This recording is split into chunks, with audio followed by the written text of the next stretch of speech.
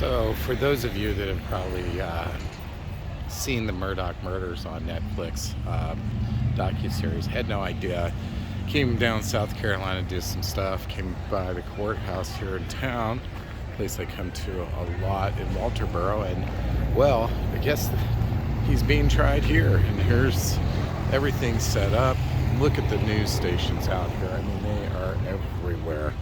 I mean, all these little places right here, just set up. These are everything. Local, national television. Sorry for getting things in the way, but there's everybody here. Court TV's here. You see they have buildings, okay?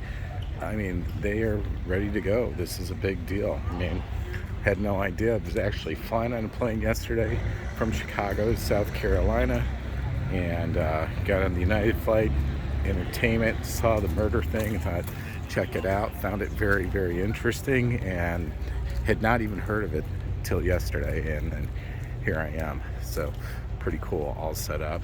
You can even see crews are set up here. We got campers, they got the whole 9 yards. I mean, this is a big deal here in the Low Country, so thought you guys might find this kind of cool, very interesting indeed.